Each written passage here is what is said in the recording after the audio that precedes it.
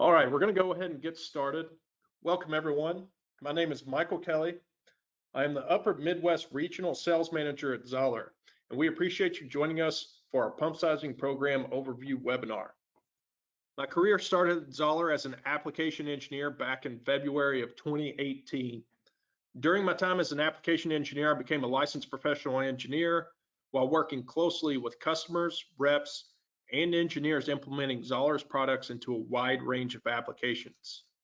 That experience and the relationships I developed over my time as an application engineer led to me becoming the Upper Midwest Regional Sales Manager. So now that you know a little more about me and my background, let's go ahead and get started with today's webinar.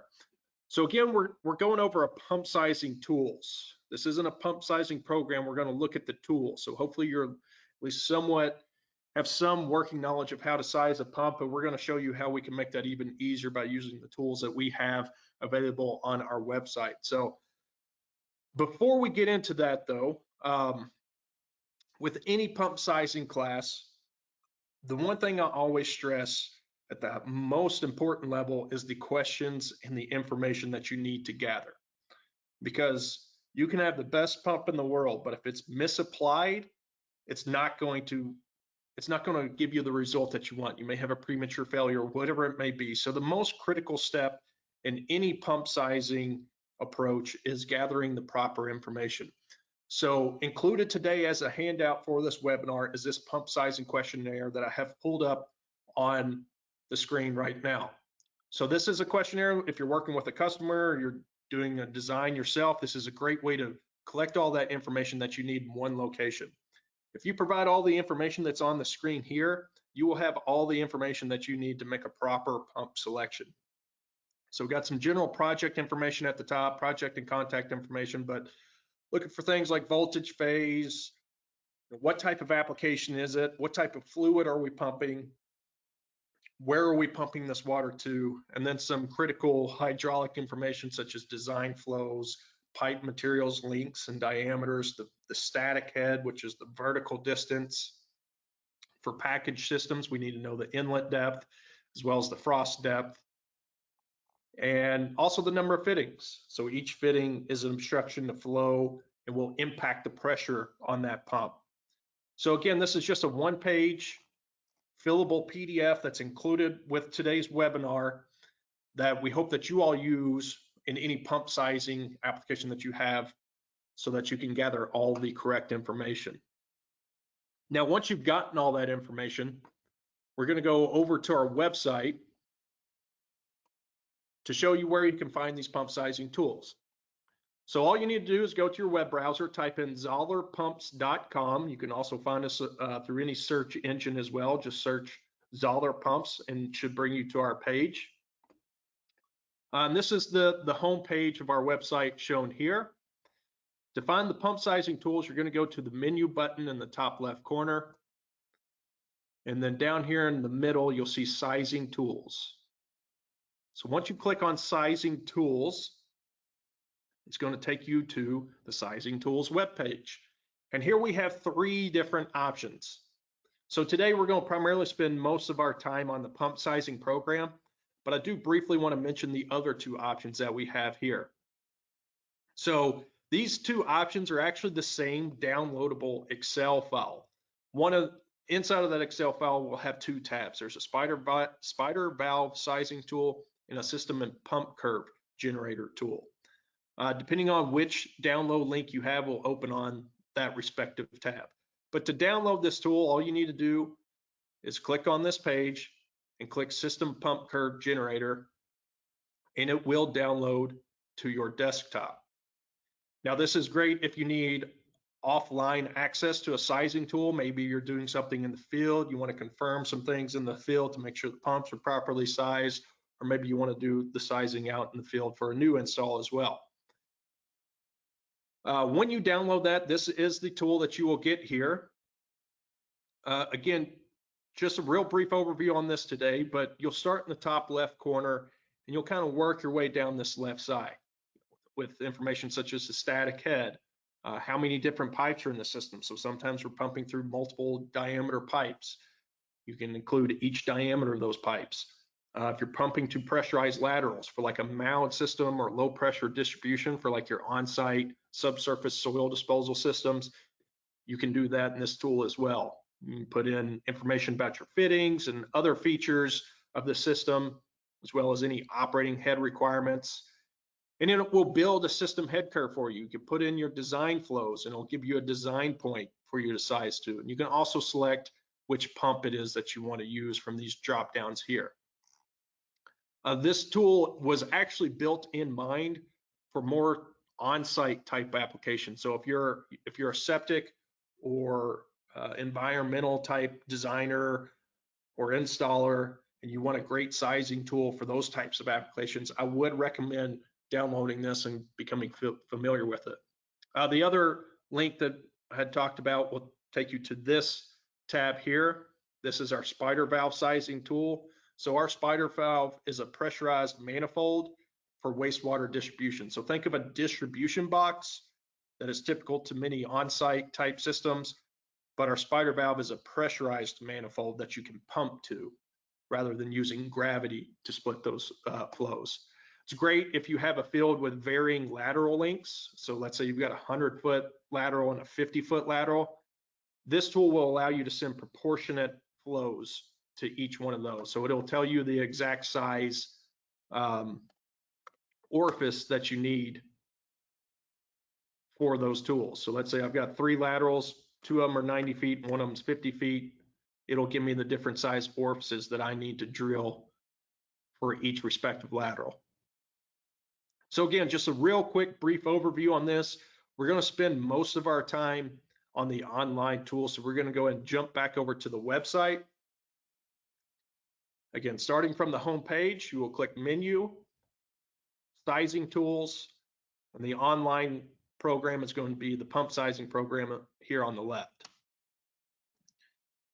You'll just click into this link. It'll give you, this web page will give you an overview of the tool, but we're just going to jump right into it today.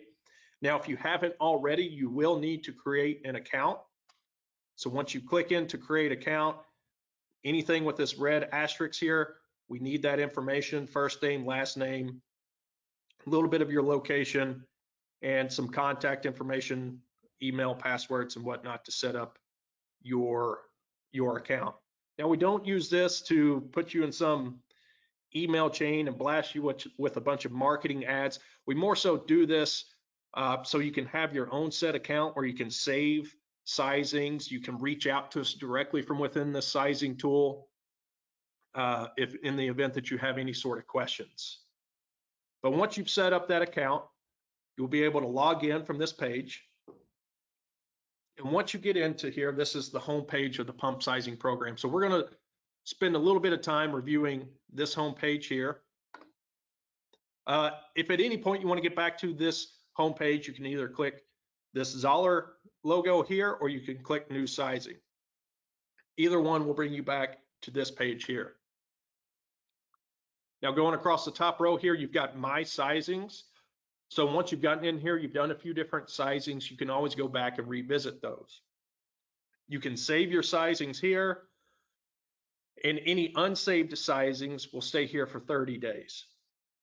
So let's say you did one real quick, you didn't get a chance to size it, but the customer or client called you back and said, hey, something changed on this application. You could go back in and you can find it here, and you can change the names under job number or job name so that you can quickly access those in the future. The profile option, you could go in and kind of edit some of that information that you set up in the very beginning when you created your account. In case you move or your contact information has changed or whatever it may be, you can always adjust that. You can also change your password if needed. If at any point you need help, you want to talk to someone or you want to send us a message, you can do that from here. It gives you our phone number and our extension for the product support, or it also gives you the Zico technical email as well. And then of course you can also log off. So now that we've kind of given an overview of the tool, let's get into how we can use this to size our pumps. So as soon as you jump into this, you're going to have 3 options. You've got start from scratch, known flow, known flow, and total dynamic head. So what do each one of these mean? The start from scratch option is what you use if all the information you have is that you know you need a pump. You don't know what the flow rate is, and you don't know what the pressure is. This start from scratch option will help you calculate a flow rate as well as a pressure or a total dynamic head. The known flow option is if you already know what your flow rate is, but you don't know what the pressure is.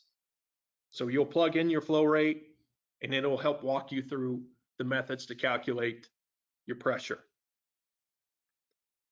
And then lastly is known flow and total dynamic head. I already know what my design point is. I know the flow rate, I know the pressure.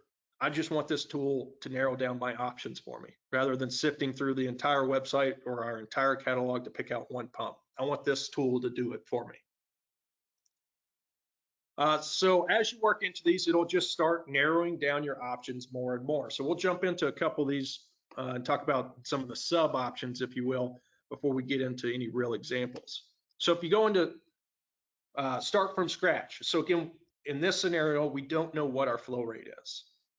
So we're going to use this to select our flow rate. And to do that, we kind of got to start with the application, because the application is what's going to dictate the flow rate.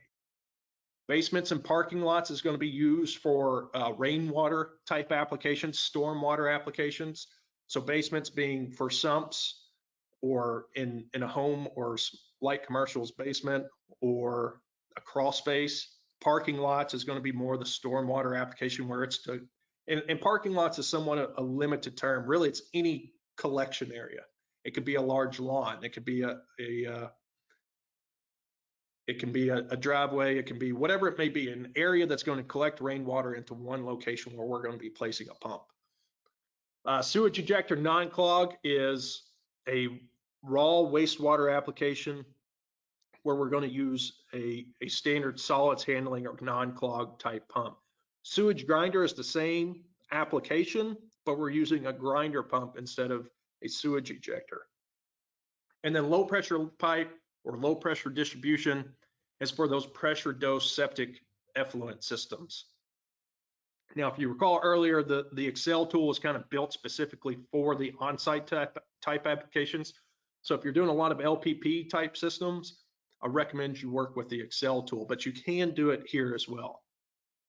Now, just to go back to give a brief overview of the other options, on known flow, the first thing you're going to be faced with is knowing what type of pump you're going to need or that you want, because we're trying to narrow down several hundred options to 2 or 3 options.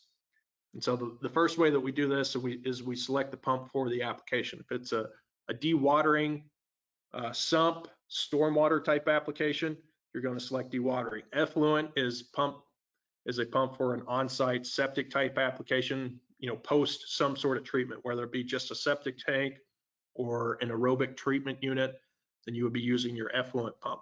Sewage, again, for wastewater type applications, those are going to be the non-clog solids handling type pumps. And then sewage, same application, but if you want to use a grinder, you would select sewage grinder. So that's going to be the same for both known flow and known flow total dynamic head. That's where you start. Once you get past those, then you start getting into the calculation type thing. So the best way to really learn this is to just jump in and use it. So we're going to run through a couple of examples for you all to kind of get familiar with how we can use this tool. So we're going to start with a start from scratch option. And let's say I've got a wastewater application and I want to use a grinder pump. Let's say we'll run through a quick example of a standard residential application. So we're going to click on sewage grinder because we want to use a grinder pump for the added reliability that a grinder provides. We're going to jump into this. So once you get into it, it gives you several different options again, because there's different ways to calculate a wastewater flow rate. The most commonly used one, especially on the residential side, is going to be a fixture units. If you don't know if you haven't already calculated what's called a fixture unit, you would just click fixture units, and it's going to take you to a page to calculate, plug in all your different fixtures, and it'll give you a total fixture unit count. If you already know what those drainage fixture units are, then you could go into known fixture units, just put in your fixture unit count, and it'll give you a flow rate.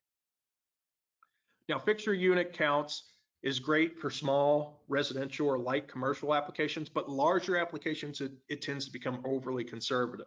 So if I'm sizing a pump station for an apartment complex, or I'm sizing it for a residential development, an entire neighborhood maybe, I want to go to these other options for apartments, homes, hotels, or trailers. This is getting more into what's considered the population method, where we're looking at the total number of apartments, number of homes, hotel rooms, or number of trailers or mobile homes to determine a flow rate. Now, getting back to the residential application. So again, fixture unit method is probably the most appropriate for a residential application. So we're going to jump in here. And this is the page here. So again, I don't know, I haven't already calculated what my fixture units are. I just know the number of fixtures that are going to be in this home. So you'll go in here and you'll plug in the different type of fixtures you would have. And let's say for a typical home, we've got 2 1.5-inch bathtub traps. We've got 1 dishwasher. And now when you're plugging this in, you see we've got arrows here to plug up and down, or if you want, you can highlight it and just overwrite that number and manually enter that number. So we've got 1 kitchen sink with a disposal. We've got 2 shower stalls, 2 showers. And let's say we've got 3 toilets. So typically in a residential application, you're going to have a flush tank. Now we do differentiate between a flush tank and a flush valve. So a flush tank is a toilet with the tank sitting on the back of the toilet. A flush valve alternatively is what you see in more commercial type buildings where you're flushing with a valve. These tend to use much more water and therefore produce a higher flow rate. So there is a little bit of a differentiation there. But this would be typical of a typical residential home. Once you've plugged them all in, you hit calculate GPM, and it gives you not only your total fixture units, which in this case is 22, but it also gives you the design flow to handle that residential home, which is 17.5 gallons per minute. Now, once you've done this, you click continue. So we've already calculated our flow rate. Now the next piece, we need to calculate our pressure. So going forward brings us to first the electrical properties, because not only do we need to determine the hydraulics, we need to make sure that we have the proper electrical conditions. So with any pump sizing class, we always say, what are the electrical, what is the voltage and phase available at the site? So that's one of the questions in the pump sizing questionnaire we sent out. But again, this is helping us narrow down to a single option. So typical residential voltage and phase is going to be 115 volt single phase or 230 volt single phase. We'll go with 115 volt single phase for this application. Now, if you're working with a pump family that has other upgrade options, they'll be listed here on the right. So really the primary option, upgrade option that we have for our grinder pumps within the Zoeller Pump Company line is going to be explosion proof. But for a residential application, we don't really need explosion proof. So we'll leave that unchecked. We'll click continue. And now this is where we get into the pressure calculations, the total dynamic head. Again, all this information would be included on the pump sizing questionnaire. But also if you're on the phone with the customer and you just want to jump in and do the sizing right away, you can just walk through this tool while you have them on the phone or at your counter or at your desk talking to you about this application. So pump discharge size, this will list all the discharge sizes for this particular pump family. For all of our grinder pumps in the ZPC line, 1 1/4 inch is the only discharge size that we offer. So you only get one option here. But let's say you're trying to match an existing system that has a 2-inch pipe for like a solids handling pump, you could put in 2-inch for the discharge size. Pipe size to point of discharge. This is wastewater, pretty typical when you're pumping wastewater in residential applications, it's 2-inch. But with grinders, you could get away with smaller diameter pipe because we're not passing those solids, we're grinding them up. But let's just say we've got 2-inch. Pipe length, we'll say is 150 feet from the pump to the outfall. type of pipe, it's plastic, pretty typical for residential. Solids handling diameter, this is more so for your dewatering and your sewage pumps, because some jurisdictions require a minimum solids handling diameter to be considered a sewage pump. Solids handling sewage pump, it needs to pass a minimum 2-inch, and you can pass larger if you want to go with a larger solids handling pump. But for grinders, we're not really passing those solids whole and intact because we're grinding them up. So for this particular option, it's going to be 0. The static head, which is the vertical distance between the pump and the outfall, is going to be 15 feet for this example. Pressure at discharge point. So this is in the pump sizing questionnaire, but if you're tying into, say, a force main or some sort of application that has some pressure requirement at the end of it, you would add that pressure here. Now you can also change the unit of measure between PSI or feet, so depending on how that pressure is relayed to you, you could change that unit there. But for this application, we're going to assume we're just pumping to a gravity discharge, so the pressure would be 0 for most gravity systems. And then down here, you can put in your fittings. Now, again, you could type these in, or you could just hit the arrows to increase that number. We'll say we've got a few 45s, a couple of 90-degree elbows, 1 gate valve, which gate valve is pretty much the same thing as a ball valve. So whether you have a ball valve or a gate valve, just use those synonymously here. We'll say we'll have 1 check valve because we want to include at least 1 check valve for all of our pump applications. You'll click continue, and then we've got an error. So what did we do wrong? And this was done by design, but if you recall, our design flow was 17.5 gallons per minute, and our pipe size was 2-inch. Now, one thing that's critical in all sewage applications, and really any pump design, is that we need to hit 2 feet per second minimum velocity. Because when we're pumping, we're usually going against gravity, and we need to ensure that those solids are moving further down the line with each pump cycle. And the best way to do that is to make sure that that water is moving fast enough through that pipe to scour and keep those pipes clean. And to do that, we aim for a minimum 2 feet per second velocity. Now, in a 2-inch pipe, that minimum flow rate is 21 gallons per minute to hit 2 feet per second. So this tool is smart enough to kind of look at your flow rate and make sure it's above that 2 foot per second mark. 17.5 gallons per minute through a 2-inch pipe would fall a little short. So that's why it's giving us this error. Now, when it gives us that error, it automatically updates that minimum flow rate to 21 gallons per minute. And then all you need to do is click continue again. It's just kind of highlighting that. Now the system's going to take a little bit of time to think. It's thumbing through the catalog right now to select your pump. Now, ideally, in most cases, it's going to give you 3 options. That way, whether it's price sensitive or a particular feature that they may or may not need, or availability is a concern. It gives you 3 different options so that you're not locked in on just one option. And they are color coded. You've got red, green, blue.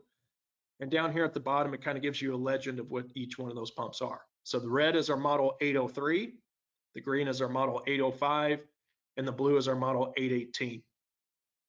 It gives this black curve here is also the system head curve. So this gives you some information as how the pressure changes with that flow rate.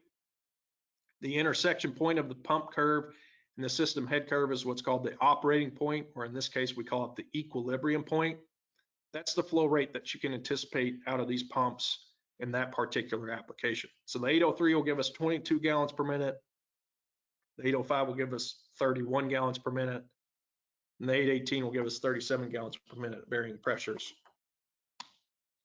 It also gives you your design point over here. So it'll calculate that for you. Remember, our minimum flow was increased to 21 gallons per minute. And to achieve that through our piping network, it will have 16.5 feet of total dynamic head to hit that 21 gallons per minute. It gives you some of the system head curve information just in case you need it. But this is really it. That's from start to finish of a typical residential grinder application. Now to look at a few other things that are available here. So you've gotten to the final sizing, now what? Well, you can see these are hyperlinks here. So if you want more information On these particular models, you could just click in, it'll open up a new page, and it takes you to some information on our grinder pumps, some package systems, or you can look at the pumps themselves. It'll take you there so that you can find more information on the actual product. Down here, you've got a few other options. You can email the sizing. So again, let's say you're dealing with a customer over the phone, or they're sitting at your counter and you want to send it to them for them to review and or approve. You can hit email sizing. It'll pull this window up where you can insert their email, and then you can type in a few notes saying this is the pump sizing for the project located at 123 Main Street. You can email it off for them for their records as well. Let's say they're there with you in person and you want to print it off and just hand it to them so they can walk away with that. You can print that. So when you print that, it'll open up a printable PDF, and also you can save that PDF to your folder, to your computer for access later as well. So this is a preview of that printed option here. So you can download it to save it to your computer, or you can print it to send it with your customer or put it within your physical files if needed. You can save the sizing. So if you want to save it so that you can access it later, you can do that here. Now remember, it will hold on to your sizing for up to 3 days, or 30 days rather. So your profile up here, if you go to my sizings, will keep every sizing that you've done for up to 30 days, but then it will delete those older sizings once it gets past 30 days. If you want to keep it indefinitely, click Save Sizing. You can put in the job number. We'll say example 1, or actually example 2, because I think I've already saved this one here. Job name, pump sizing, webinar. You can select the country. You can skip to the United States. Get to the United States easier by typing in U. You can fill in additional information if you would like. The only thing that you have to fill in is the job number, name, country, and state. So we are located here in Louisville, Kentucky, where we manufacture our pumps. So we'll pick Kentucky, and we can click Save. And I'll show you where that's saved here again in a minute. So after save sizing, the last option is I have questions. So let's say you plugged in something and you got 0 results, or you got a result that you didn't anticipate, or something that there's just something that doesn't make sense to you and you're not sure where to go. Well, if you click the I have questions, it will bring up this window here. You can type in some notes and email the sizing, and it will go directly to our technical support department, where they can then come in and access your sizing on the back side, maybe look at your entry options, maybe see if you made a mistake somewhere, or they can kind of review it, maybe look at our other pumps that we offer in other lines that we manufacture and sell, and provide that to you as well. Or alternatively, if you don't want to email, you want to talk to somebody right now, you could call in to either a 1-800 number or a 502 local number, and the extension will take you to our technical support department. Now to show you where that saved sizing went, you go to My Sizings, and you can see we just did this one. Example 2, pump sizing webinar, created on August 5th, 2024. So that's one quick run through. We'll do a couple more. We'll do one for basements and parking lots. Maybe we'll do one with known flow, and then also one with known flow and total dynamic head. But that for the most part is it. So let's go through and let's just do a couple more to kind of help drive this home. So let's say we're going to start from scratch again, but we're doing a slightly different application. Rather than doing sewage, whether it be a non-clog or grinder, relatively the same, just different type of pump. So we'll go into basements and parking lots. This is a dewatering application. So if you're doing a sump application or a crawl space application, you will click basements. And really, all you need to do is put in your width and length, which will calculate your square foot, or if you know your square foot, you could go ahead and put that in your soil type. So whether you got sandy soil or clay soil, and essentially what we do here is we look at so many gallons per minute for every 1,000 square feet of the basement or crawl space. Clay soil is a little bit more restrictive to flow, so it's going to have a little bit less gallons per minute. If you have sandy soil, something that's more allows water to flow more freely through it, it's going to give a higher gallon per minute flow.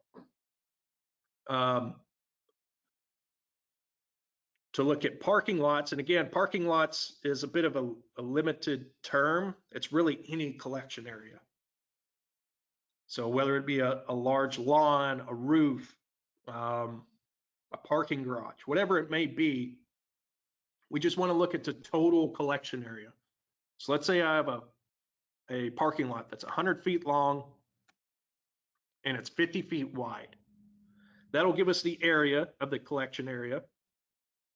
Now we need to know the rainfall in inches per hour. So an area for every inches of depth will give us a volume, and the per hour will give us a per rate of time. So we can convert that to a gallon per minute flow, which is a volume per rate of time.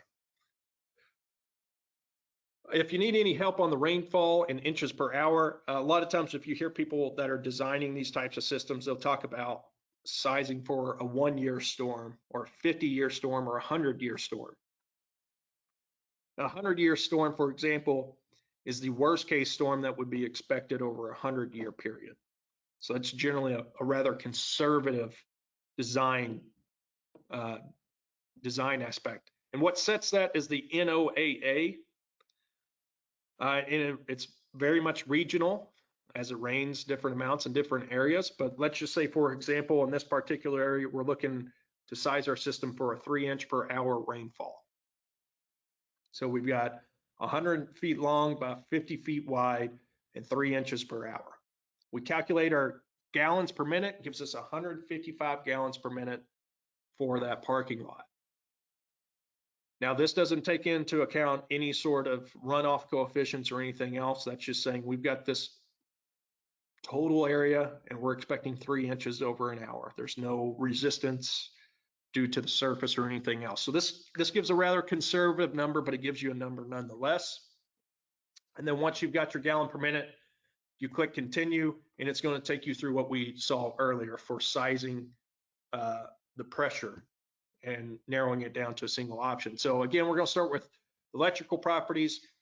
This is probably going to be a little bit more commercial. So let's say we've got 230-volt 3-phase power available. Again, your upgrade options here are on the right. You could select these if you want. Let's say I want dual seal because I want that added life for this pump. So I want a dual seal pump. So I'll select that. Explosion proof. So if you're expecting maybe some like a gas station runoff at a gas station might include some oils and hydrocarbons. So we might need an explosion proof pump. You can select that as well. We'll click continue. You can see it already preloads the flow rate. Pump discharge size, let's just say we've got a 3-inch pipe. We want a 3-inch pump. Pipe size to point of discharge is 3 inches as well. Pipe length, we'll say, is 300 feet. Type of pipe, we'll stick with plastic, but you can do cast iron, plastic, or steel, but we'll stick with plastic for now. Solids handling diameter. This lists the various solids handling diameters for our dewatering and our sewage pumps. So also for dewatering applications, we'll use our solids handling sewage pumps. We'll just use 2-inch. Static head is, we'll say 15 feet. So again, you can click that up or you can just type it in. Pressure at discharge point, we're going to say it's 0. We're just pumping to a gravity stormwater collection. Or if you're pumping to a lake, river, stream, or ditch, generally that's going to be 0. The only instance in where it may not be 0 is if maybe that storm sewer is surcharged, or maybe you're pumping into a body of water below the surface elevation of that body of water. So let's say I'm pumping into the bottom of a lake that's 10 foot deep, then my pressure at the discharge point would be 10 feet. Or let's say I'm just pumping kind of to open atmosphere, maybe at the top of the lake above the water and it's cascading down into it. In that case, it would be 0. And again, you can change that pressure requirement if needed between PSI and feet. Let's say we've got a couple of 45s, a couple of 90s, gate valve and a ball valve. We click continue. And again, it's sifting through the catalog. It's going to hopefully spit out a couple options for us. And here you can see we've got two options that will work. We've got our model 651 and our model 661. So everything here is pretty much the same as we saw before. We've got two options instead of three for this particular application. Gives you the operating points here. So these are helpful on these larger applications when you're also sizing the basin and the run times between floats to kind of know exactly what that pump is going to produce. Because it's better to size your pump run times and cycle times off the actual operating point rather than the design point. But again, here you can email it, you can print it, you can save it, or you could say, I have questions. And you can get in touch with our technical support department through that option. Gives you the operating point, all useful information. And again, you can click in to find out more information about these particular pumps. So this is actually one of our sewage pumps or solids handling pump that we will be using in this dewatering application.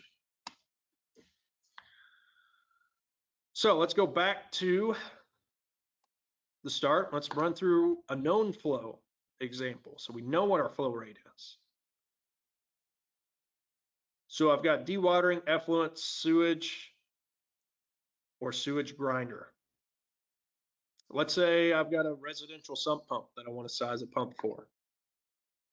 I need 115 volt single phase.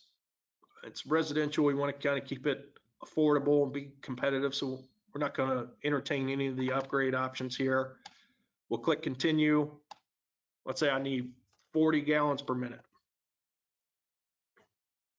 A pump discharge size, we'll go with 1.5 inches.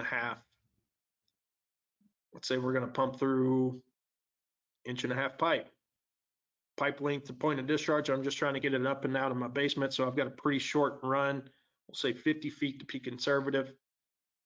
Type of pipe, again, plastic, solids handling diameter, not that critical in your dewatering applications. Static head, we'll say 8 feet. My basement's got 8-foot tall ceilings, and I'm kind of just pumping up to grade and out the side. Pressure at discharge point, we're just going to pump it out into the yard, so 0. So we got 245s, 190, and again, 1 gate valve or ball valve and 1 check valve. We'll click continue. It's going to think, and it's going to spit us back a couple options. And here you can see we've got 3 different options. So we've got the model 98, model 95, or our 137. So again, a little bit quicker if you know what your flow rate is, because you don't have to calculate the flow rate.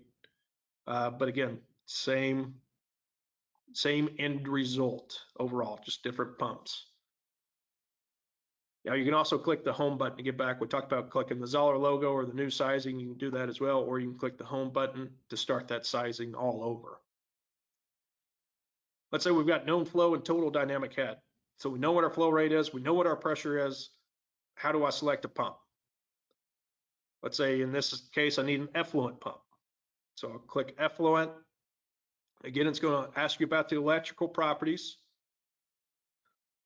We'll say that this again, let's say we've got 230 volt single phase. You can upgrade if you want these options here: dual seal, explosion proof, high temp, bronze. All upgrade options for some of our effluent pumps. Required capacity, let's say I need 20 gallons per minute. And let's say my total dynamic head is 25 feet. Now you need to insert an option for each one of these. So static head. So why do I need to know my static head if I already know what the total dynamic head is? You know, if you don't know it, just put in 0. But what it will impact is your system head curve. So we talked just very briefly, this sizing tool does provide a system head curve. If you just put in 0, your system head curve may not be 100% accurate. Now, overall, the pump selection will still likely be fine, but it's best to have that information if you can have it, or if you do have it. It's not critical, but it's good to have because it's going to give you a little bit more accurate system head curve, which really the only thing that will impact is the operating point that the system calculates for you. So if you got the information, great. If not, just put in 0. Pump discharge size, we'll say we're looking for 1.5 inches. Solid handling diameter, we want at least 1/2 inch. So we'll click continue. And that should be enough to select your pump. So if you already know your flow and pressure, obviously it's much quicker. So you can see here, it gives you that system head curve. Now, if I were to put in 0, that system head curve would start right here and will likely be much steeper. So it would probably pass through here, and therefore my operating points would be a little bit further over to the left. Whereas since I put in 10 foot, it's not as steep. So getting that static head is only really critical to determine what the operating points are for these pumps. But again, it gives you 3 different options. You got a 152, 153, or a 140. You click on either of these to get more information. You can email it, print it, save it, or ask questions. So that should hopefully give you all a pretty good idea of how this tool works. As you can see here, once you create the program, if you still have questions, again, you've got the help option here. You can ask for questions here. You can call us, you can email us, whatever way it's more convenient for you all to get a hold of us. And with that, we'll wrap things up. Thank you all so much for taking the time to join us today, and have a great rest of your day.